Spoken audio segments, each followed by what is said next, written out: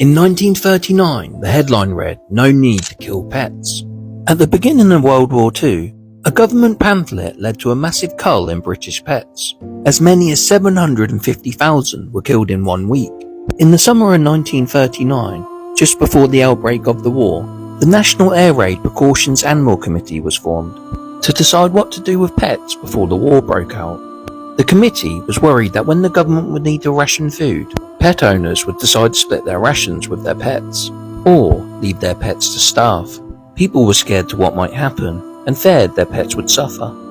Rumours had spread that it was now compulsory to get rid of domestic animals, unless the owners are evacuated and are not permitted to take their animals with them. It said there was a huge destruction of cats now going on, which would lead to a very serious and dangerous increase of vermin, and a consequent menace to public health.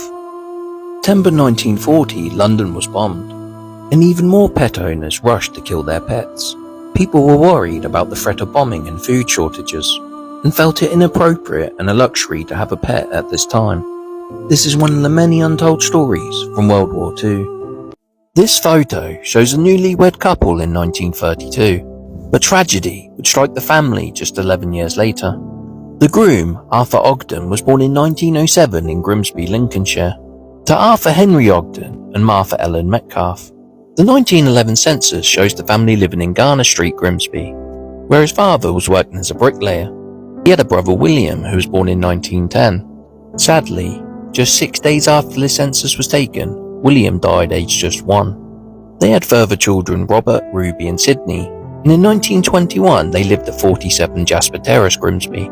In 1932 he married Annie Williamson.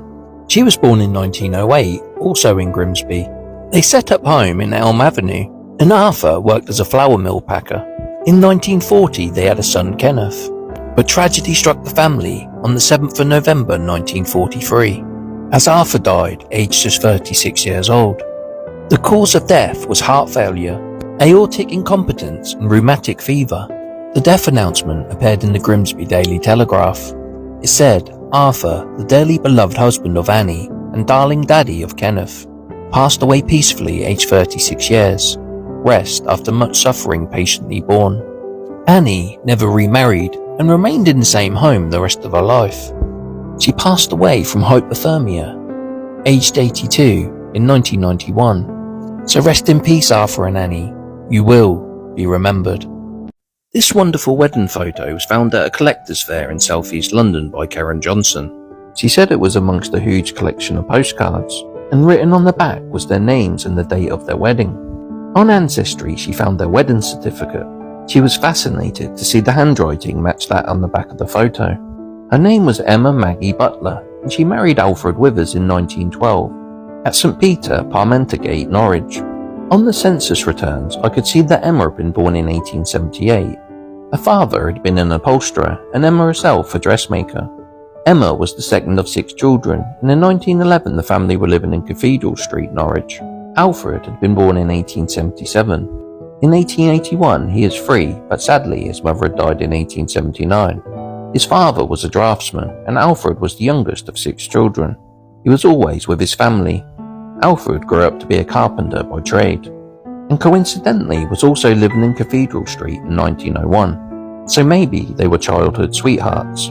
Karen said there were 10 trees on Ancestry which had their names on them, and she was so pleased to hear back from a lovely great-granddaughter of the couple. The great-granddaughter said she had a photo of Emma's second marriage at the age of 82, but didn't have one of her great-grandparents marrying in 1912. Another nice surprise for her was that the buttons on her wedding jacket were actually in her button box, and the photo is now back where it belongs.